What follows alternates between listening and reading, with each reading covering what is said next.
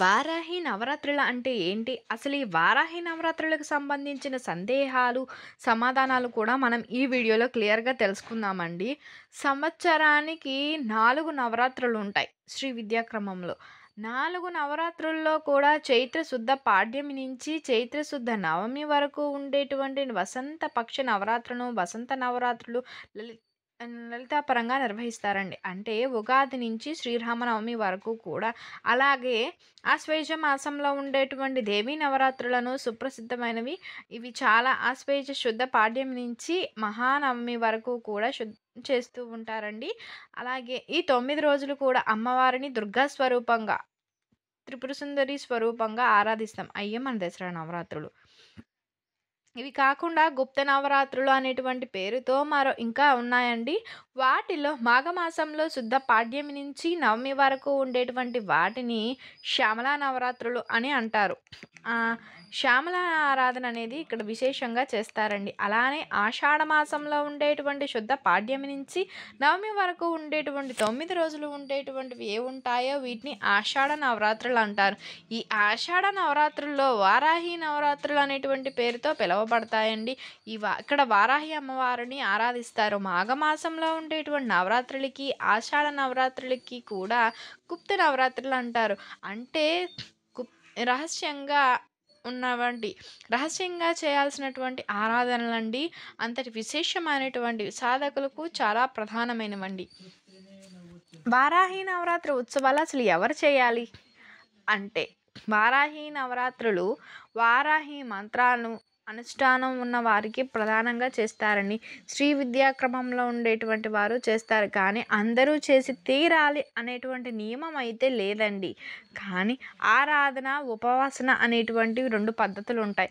ఆరాధన అంటే షోడశోపచార పూజ, సహస్రనామ పారాయణాలు ఇవన్నీ చేసుకుంటూ నమస్కారం చేసుకుంటాం. ఆరాధన ఇది ఎవరైనా చేసుకోవచ్చు. ఉపాసన వేరు. ఉపాసన అంటే గురువుని స్వీకరించి వారి ద్వారా ఉపదేశం పొందినటువంటి మంత్రాలను, మంత్రశాస్త్ర మర్యాదలను పాటిస్తూ దేవతానుగ్రహం కలిగేటువంటి విధంగా అనుష్ఠానం చేయటాన్ని ఉపాసన అంటారండి.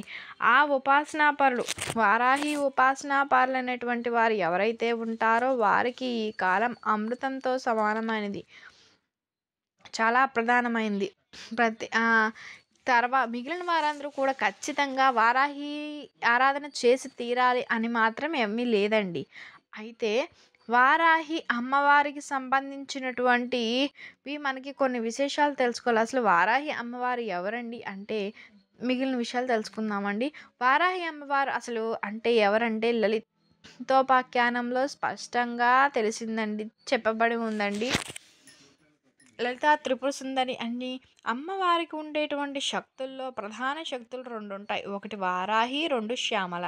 ఈ శ్యామలాదేవి బుద్ధి స్వరూపిణి కాక మనస్సు యొక్క ఆకృతి ఏదైతే ఉంటుందో అది వారాహి అంటారండి. రాజరాజేశ్వరి దేవి యొక్క లలితా పట్టారిక యొక్క సర్వసైన్యాధ్యక్షురాలండి. ఈ సర్వసైన్యాధ్యక్షురాలైనటువంటి వారాహిదేవి మనలో ఉండేటువంటి మనసుకు ప్రతీక. సంకల్ప వికల్పాలన్నీ కూడా మనసు నుంచే పుడతాయి కాబట్టి సంకల్ప వికల్పాలను మనం కంట్రోల్ చేయగలిగితే మనసు స్వాధీనంలోకి వస్తుంది. ఎప్పుడైతే మనసు స్వాధీనపడుతుందో బుద్ధి చెప్పింది వింటుంది. మన బుద్ధిని అనుసరించి వెళ్ళడానికి ఆత్మాభిముఖంగా అవకాశం ఏర్పడి అద్వైత సిద్ధి కలిగి మోక్షం అనేది లభిస్తుంది. ఈ సాధన ప్రధానంగా ఉండాల్సింది ఏంటంటే మన మనసును స్వాధీనపరచుకోవడానికి. కాబట్టి వారాహిదేవి అంటే లలిత అమ్మవారి యొక్క సర్వసైన్యాధ్యక్షురాలండి. మనలో ఉండేటువంటి అహంకారం ఏం ఉంటుందో ఆ అహంకారాన్ని కూకటి వేళ్లతో పెకిలించేటువంటి శక్తి వారాహి. విశుక్ర ప్రాణహార వీర్యనందిత అనేటువంటి అమ్మవారి యొక్క వైభవాన్ని తెలియచేస్తూ దీనికి భాష్య గ్రంథాల్లో అహంకారిక ప్రతీక అని, వారాహ అమ్మవారి యొక్క అనుగ్రహం చేత ఆత్మను తెలుసుకోవడం చేత అడ్డంగా ఉండేటువంటి అహంకారం ఏదుందో అది తొలగిపోతుందని చెప్తారండి. ఇవన్నీ కూడా ప్రతీకలు. కథాపరంగా చూసుకుంటే అమ్మవారు అనేక రకాల రాక్షసులను సంహరించింది. అందులో హిరణ్యాక్ష సంహరణ కోసం వారాహి అవతారం ఏర్పడిందని చెప్పి తంత్రశాస్త్రాల్లో చెప్పబడిందండి. అప్పుడు హిరణ్యాక్షుడనే రాక్షసుడు ఉండేవాడండి. అప్పుడు అతను అమ్మవారిని ఉపాసన చేసుకుంటే నీకేం కావాలో అని కోరుకుంటే, నాకు ఎవరి చేతిలోనూ చావు ఉండకూడదు, నీకు ఏ చేతిలో కూడా చావు ఉండకూడదు అని చెబుతాడన్నమాట. అని కోరిక కోరుకుంటారు. నీ చేతుల్లో అంటే స్త్రీ చేతుల్లో కూడా సంహారం ఉండకూడదు అని అతను అనుకుంటాడు. సరే అంటారంట అమ్మవారు. కాలాంతరం విజృంభించి లోకకంటకుడుగా మారినప్పుడు అతన్ని సంహరించటం కోసం శూకర ముఖంతో అమ్మవారు అంటే వారాహ ముఖంతో ఉన్నటువంటి పురుష రూపంలో అమ్మవారు అవతరిస్తుంది. పురుషులు అందామా అంటే మొత్తం మనిషి రూపంలో ఉంటుంది. పురుషుడు అనడానికి అవకాశం ఉన్న ముఖం చూడపోతే పురుషులకు సంబంధం లేనటువంటి వరాహ ముఖం. అటు జంతువు కాదు, ఇటు మనిషి కాదు. అసలు ఎవరు అనడానికి నిర్ణయించేటువంటి అవతారంలో యజ్ఞ వరాహ రూపంలో అమ్మవారు అవతరించి హిరణ్యాక్షుని సంహరించింది అని చెబుతారు. పురుషాకృతంలో ఉన్నటువంటి ఆమె వరాహ రూపం, స్త్రీ రూపంలో ఉన్నప్పుడు ఆమె వారాహి. ఈ వారాహి అమ్మవారి యొక్క ప్రధాన తత్వం ఏమిటంటే యజ్ఞతత్వం అండి. యజ్ఞతత్వం అంటే ఎప్పుడైనా సరే అమ్మవారి యొక్క ముఖాన్ని చూస్తే వరాహ ముఖం, వరాహ ముఖానికి ముందుండేటువంటి మూతి భాగం ముట్టె అంటారండి. ఈ ముట్టె 2 భాగాలుగా కూడా ఉంటుంది. ఇలా ఉండేటువంటి 2 భాగాలు ఏవైతే ఉన్నాయో అవి యజ్ఞంలో వాడబడేటువంటివండి. వాటిలోంచేటువంటివి దానిలోంచి ఆవిర్భవించి యజ్ఞ సామాగ్రి అమ్మవారి శరీరం నుంచి ఏర్పడే అమ్మవారి శరీరంలో ఉండేటువంటి రోమాల నుంచి పరమ పవిత్రమైన దర్భలు ఏర్పడ్డాయి. తర్వాత యజ్ఞ సామాగ్రి ఏవైతే ఉంటాయో అవి అమ్మవారి చెవులుగా బ్రహ్మ, ఓత, ఉద్గాత, అధ్వర్యుడు అనేటువంటి వారు ఎవరైతే ఉన్నారో ప్రధానంగా యజ్ఞంలో ఉండాల్సినటువంటి వారి అమ్మవారి యొక్క భుజంగా చెప్తారు. కాబట్టి అమ్మవారు సాక్షాత్తు యజ్ఞవారాహి, యజ్ఞ సంబంధమైనటువంటి దేవత. యజ్ఞం లేకపోతే దేవతా సంతుష్టి లేదు. ఈ దేవతా సంతుష్టి లేకపోతే కనుక ప్రకృతి సమతుల్యత లేదు. ప్రకృతి సమతుల్య లేకపోతే మానవుని యొక్క మనుగడ లేదు, అంటే సృష్టి లేదు అని చెప్పాలి. యజ్ఞంతోనే సమస్తమైనటువంటిది ఆధారపడి ఉందని మనకి గ్రంథాలు తెలియజేస్తున్నాయండి. అటువంటి ఆ యజ్ఞ స్వరూపం అమ్మవారండి. అంతేకాక ఇక్కడ యజ్ఞం అంటే ఏదో అగ్నియందు చేసేటువంటి అవిసులే అని అనుకోవాల్సిన అవసరం లేదండి. మన నిత్య జీవితంలో కూడా చేయాల్సినవి 5 యజ్ఞాలు. దేవయజ్ఞం, పితృయజ్ఞం, వృషయజ్ఞం, మానుష యజ్ఞం అని చెప్పి ఉంటాయండి. ఇవన్నీ కూడా వివరిస్తూ ఉంటారండి. యజ్ఞం గురించి చాలా విశేషంగా చెప్పబడిందండి. మనం ఏ పని చేసినా యజ్ఞం కోసం చేయాలి అంటారండి. ఆ యజ్ఞాలను కూడా చేయడానికి బలాన్నిచ్చే శక్తిగా అమ్మవారిని వారాహి అంటారు. ప్రకృతిని సంరక్షించేది, మానవుని మనుగడకు కావలసిన దేవత కాబట్టి లక్ష్మీ రూపంగా కూడా లక్ష్మీ వారాహి అంటారండి. అమ్మవారికి ఉన్న రకరకాల ఆయుధాలు చూసామంటే ప్రధానంగా చెప్పబడింది ఒకటి రోకలి, ఇంకొకటి ముసలం అంటే నాగలి. నాగలితో ఏం చేస్తామంటే దున్నుతాం.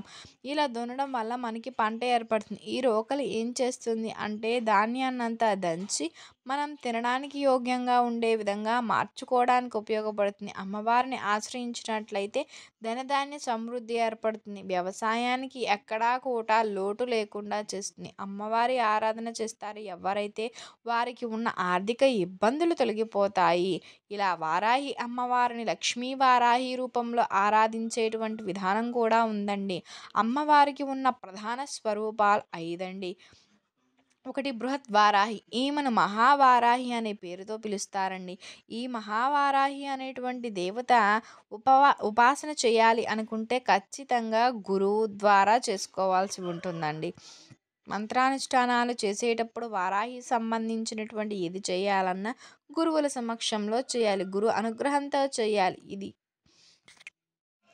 వారాహి దేవత స్వరూపాలు అనేక రకాలని. వాటిల్లో వేటిని ఆరాధన చేయాలి, వేటిని ఆరాధన చేయకూడదు అనేటువంటి విషయాలను మనం తెలుసుకోకపోతే వారాహి ఉపాసన ఎంత బాగుంటుందో, ఎంత వేగంగా సత్ఫలితాన్ని ఇస్తుందో, ఎంత చక్కగా మనల్ని రక్షిస్తుందో అంతే విధంగా ఇబ్బందిని కూడా క్రియేట్ చేస్తుందని చెప్పడంలో సందేహం లేదండి.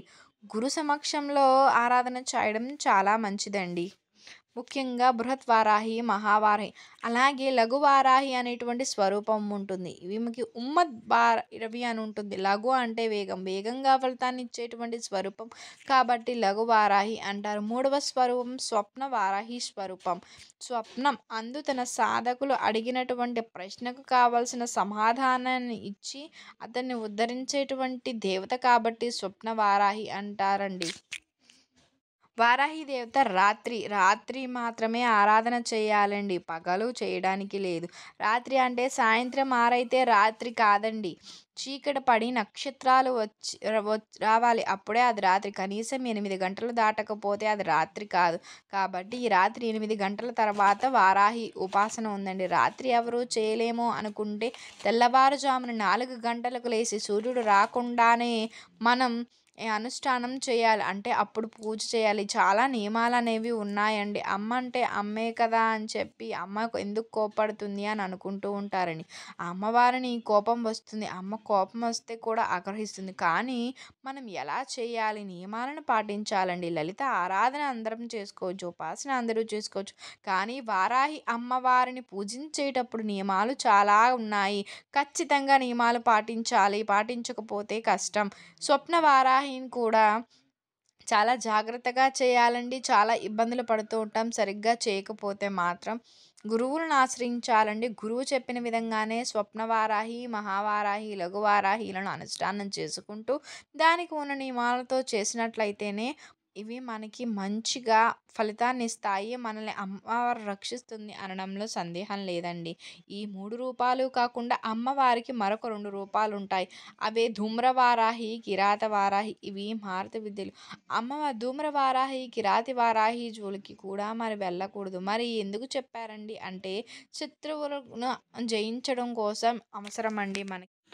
వారాహి నవరాత్రులు అనగానే 9 రోజులు కలశం పెట్టాలి. కలశ స్థాపన చేయాలి. రోజుకో రూపంలో అమ్మవారిని పూజించాలి. పూటకో నైవేద్యం, పూటకో పుష్పము అని చెప్పి చెబుతూ ఉంటారండి. మనకి ఎన్నో సమస్యలున్నాయా వారాహికి సంబంధమైనటువంటి ఈ జపాన్ని చేయండి అంటారు. దీపం పెట్టండి అంటూ చెబుతూ ఉంటాం కదండీ! అలాంటివంటి మంత్రాలకు ప్రమాణం ఏంటి? మేము చేశాం కాబట్టి మంచి జరిగిందని చెబుతూ ఉంటారండి. దేనికైనా సరే ఒక ప్రమాణం ఉండాలి. మంత్రశాస్త్ర మర్యాదలను పాటిస్తూ మంచిగా చేయాలండి. వారాహి అమ్మను పూజించడం తప్పు కాదండి. విపరీతంగా చేయకూడదు. బట్ అమ్మవారిని పూజించడం వల్ల అద్భుత ఫలితాలను చూస్తాము. మనకి భూ సంబంధమైన తగాదాలు, భూమిని చక్కగా పొందాలి అనుకునేటువంటి వారు, భూ సంబంధ వివాదాలు పరిష్కారం చేయాలి అనుకుంటున్నారు. జాతక రీత్యా కుజ, రాహు, శని దోషాలు అధికంగా ఉన్నవారు, అసాధ్యమైనటువంటి రోగాలతో బాధపడేటువంటి వారు ఎవరైతే ఉన్నారో, అస్థి సంబంధమైన యుద్ధాలతో ఉన్నటువంటి వారు, ఎముకలకు సంబంధించిన అధిష్టాన దేవత వారాహి అమ్మవారండి.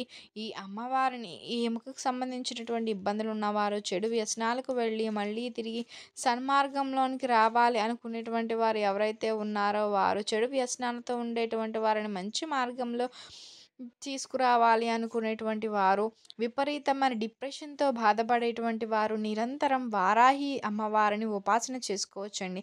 అయితే ఎప్పుడు కూడా గురువును ఆశ్రయించి వారం ముఖతః విషయాలను క్లియర్గా తెలుసుకొని ఏ విధంగా చేయాలి అనేటివి అనుష్ఠానం చేయాలని, మంత్రాలు లేకుండా నిత్యం చేసుకునే చిన్నపాటి పూజకైతే దోషాలు లేవండి. మేము మంత్రాలు చదవాలి, మంత్ర జపాలు చేయాలి అనుకుంటే మాత్రం గురువు తీసుకోవాలి. ఉపాసన చేయాలి అనుకుంటే నియమాలు పాటించాలి. ఆరాధన వేరండి. ఉపాసన చేయాలి అంటే ఆ ఉపాసన చేయాలి అంటే ఖచ్చితంగా గురువు ద్వారా మనం మంత్రోపదేశం చేసుకోవాలి. ఆరాధన అయితే మనం చేసుకోవచ్చు. అమ్మవారికి ఇష్టమైనటువంటి నైవేద్యాలు ఏంటో కూడా మనం తెలుసుకుందామండి.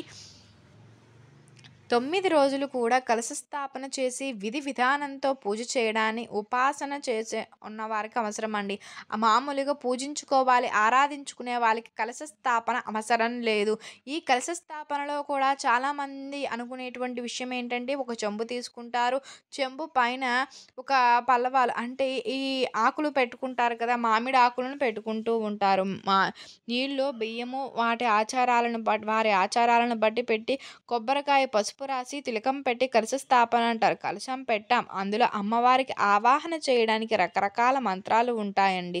కలశ స్థాపన అనేటువంటి పదం వాడితే బ్రహ్మస్ బ్రాహ్మణుని సహాయంతో చేయాలి. ఒకవేళ బ్రాహ్మణుడు కలశం చేయాలి అన్నా ఇంకొకరు ద్వారా చేయాలండి. బ్రాహ్మణులు లేకుండా అలా చేయకూడదు. కలశం పెట్టకపోతే అమ్మవారు వరం ఇవ్వదా అంటే అలా ఏం కాదండి. కలశ స్థాపన చేసిన తరువాత అఖండ దీపం అసల పెట్టుకోవాల్సిన అవసరమే లేదండి. అఖండ దీపం పెడితే చాలా చాలా నియమాలుంటాయి. 9 రోజులు కూడా చాలా మంత్రాలు చాలా చాలా విధానాలుంటాయి. అవన్నీ ఫాలో అయ్యి మేం చేయగలగితేనే అనుకోండి. ఇవన్నీ మనకు అవసరం లేదు. భక్తి ప్రధానం అనుకుంటే అంత బాగా మహాభక్తులైనటువంటి వారు చేసుకోవాలి. మనం కూర్చున్న దగ్గర నుంచి మన మనసు నిలకడగా లేకపోతే మనం భక్తులం ఎలా అవుతాం? పైగా కోరిన వెంటనే దేవుడు మనం భక్తులం ఎలా అవుతామండి? చాలా ఖచ్చితంగా తెలియాలి. అమ్మవారిని పూజించుకోవటం, ఆరాధించుకోవటం వేరు. ఉపాసన చేసుకోవటం వేరండి. చాలా జాగ్రత్తగా చేసుకోవాలండి. అమ్మవారు మనకి మంచి విశేష ఫలితాలను మాత్రం ఖచ్చితంగా ఇస్తుంది. అమ్మవారి నియమాలు కూడా కఠినంగానే ఉంటాయండి. అలా చేస్తేనే మనకి మంచి శ్రేయస్సు కలుగుతుంది. లేకపోతే ఇబ్బందులు తప్పవండి. ఖచ్చితంగా మనం చేసే పూజను కరెక్ట్‌గా చేసుకోండి. కలశ స్థాపన చేయాలంటే బ్రాహ్మణునితో చేయాలి. అఖండ దీపం అనేది అసలు మనకి అవసరం లేదండి. మాక్సిమం పెట్టుకోవాల్సిన అవసరం లేదు. మన సహాయం లేకుండా మా అంతట మేము చేసుకోవాలి అనుకుంటే పసుపుతో గౌరీ ఈ దేవిని చేసుకోండి. ఆ పసుపు రూపమే ఆ వారాహి అమ్మవారు. పసుపు గౌరమ్మను పెట్టుకొని పసుపు గౌరమ్మకు 9 రోజులు పూజ చేసుకోవచ్చు. ఈ 9 రోజులు పూజ చేసుకుంటానని సంకల్పం చెప్పుకున్నట్లయితే ఇల్లు దాటకూడదండి. ఎటువంటి పరిస్థితుల్లో కూడా స్త్రీలైనటువంటి వారు ఈ పూజ చేయాలి అనుకునేటువంటి వారు మధ్యలో ఆటంకం వస్తుంది అనుకుంటే అసలు చెయ్యొద్దండి. 5వ రోజు తర్వాత నుంచి మొదలుపెట్టుకోవచ్చు. 9 రోజులు కుదరకపోతే అమ్మవారికి పంచమి తిథి అంటే చాలా చాలా ప్రీతండి. పంచ పంచమి అనేది పంచమి తిథి చాలా పంచమి కూడా మాకు కుదరకపోతే సప్తమి నుంచి చేయండి. సప్తమి కుదరకపోతే అష్టమి, నవమి 2 రోజుల్లో చేసుకోండి. 2 రోజులు కుదరకపోతే మాత్రమే చేసుకోండి. అలానే ఈ ఉపాసన 9 రోజులు చేయాలని లేదు. ప్రతిరోజు చేసుకోవచ్చు. చక్కగా పసుపుతో గౌరమ్మలా ఒక ముద్ద పెట్టుకొని ఆ పసుపు ముద్దను అమ్మవారి స్వరూపంగా భావించి ఆమెకి సహస్రనామంతోటి అష్టోత్తరాలతో పూజ చేసుకోవచ్చు. సహస్రనామం అష్టోత్తరాలతో చేసుకోవచ్చు. వారాహి సంబంధమైన 12 నామాలుంటాయి. వాటితో కూడా చేసుకోవచ్చు.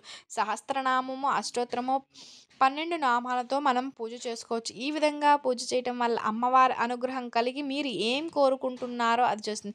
ఇలా రోజు చేసుకోవచ్చు. కానీ ఈ నవరాత్రుల్లో ఇలా రాత్రి వేళ పూజ చేసేటప్పుడు రాత్రి 8 దాటిన తర్వాతే వారాహి ఉపాసన తెల్లవారు 5 గంటల వరకు చేయొచ్చండి. ఈ 5 గంటల లోపు చేసేటువంటి ఉపాసన చేసేటప్పుడు మరి 9 రోజులు ఉపవాసం ఉండాలా అంటే ఉండగలిగిన వారు అవకాశం గనక ఉంటే ఆ రోజు ఉపవాసం ఉండి రాత్రి అమ్మవారికి పూజ చేసి 9 రోజులు భోజనం చేయడం మంచిది. ఈ 9 రోజులు దాటిన తర్వాత ప్రతిరోజు పూజ చేయాలి అనుకుంటే అవసరం లేదండి. ప్రశాంతంగా చేసుకుని రాత్రి పూజైన తర్వాత ఆహారం తీసుకోవచ్చండి.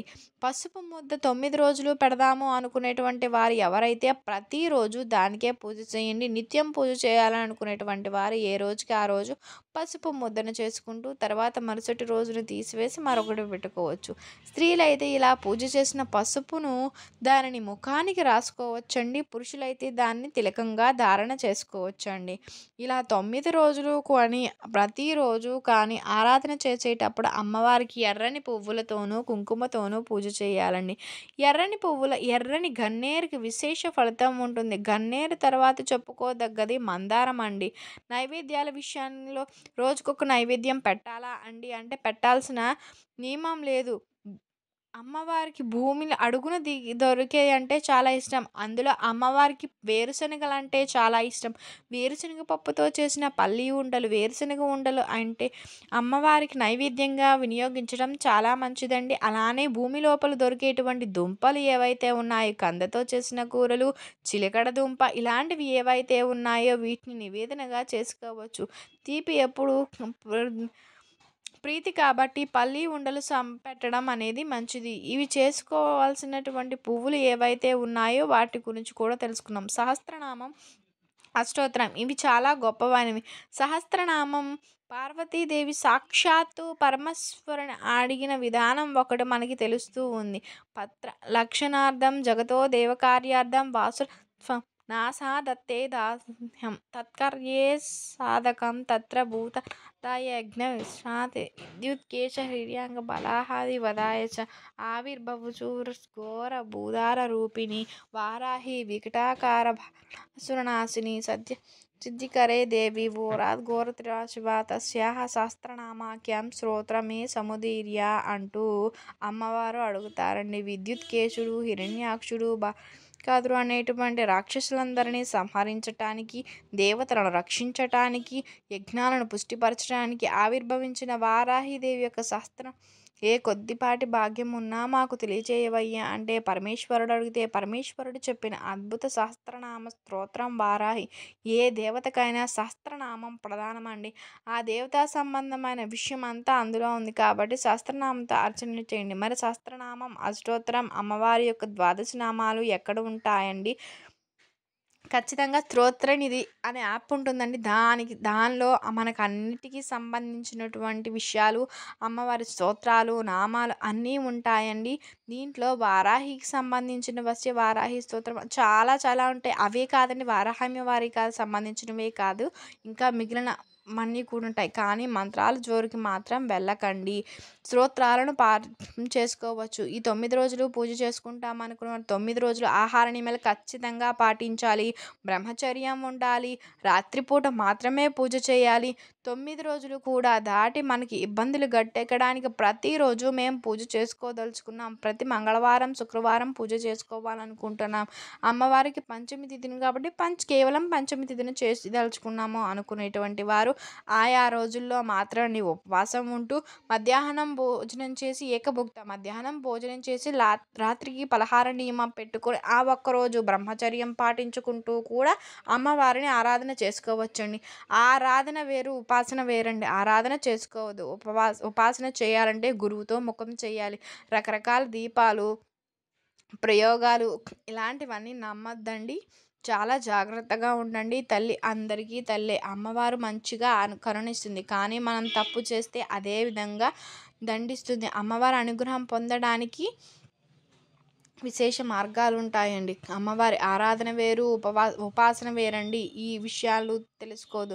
వీటన్నింటికంటే కూడా ఆ లలితా సహస్రనామ పారాయణ చేసుకోండి. మాకు ఇదేది రాదు, మేము చేయలేము అనుకుంటే లలితా సహస్రనామ సమస్తము ఎన్నిసార్లు కావాలంటే అన్నిసార్లు పారాయణ చేసుకోవచ్చండి. ఎవరికి ఎటువంటి హాని, ఇబ్బంది లేకోకుండా ఉంటుందండి. కాబట్టి ఆ అమ్మవారి తల్లి అందరికీ తల్లి అనుకుని ఇంకొక విషయం ఏంటంటే ప్రకృతే జగత్తు అందరికీ తల్లండి. మన ప్రకృతి ఎందుకు విపత్తు కలుగజేస్తుంది? మనం తప్పు చేస్తేనే కదా, మనం దారి తప్పినప్పుడే కదా అమ్మవారు మనల్ని శిక్షిస్తుంది, తల్లి శిక్షిస్తుంది. దండనార్థ స్వరూపమే వారాహి. అమ్మవారికి సంబంధించిన అనేక నామాలలో కూడా ద్వాదశ స్తోత్రం చాలా ప్రధానమైనది కాబట్టి దీన్ని చదువుకోండి, చాలా మంచిది. మంత్రాలు జోలు పోవద్దు, స్తోత్రాలను పారాయణ చేయండి. మీకు కనుక ఈ వీడియో నచ్చినట్లయితే లైక్ చేయండి, షేర్ చేయండి, సబ్స్క్రైబ్ చేయడం మర్చిపోకుండా. కొత్తగా వాచ్ చేస్తున్నట్లయితే థ్యాంక్ యూ ఫర్ వాచింగ్.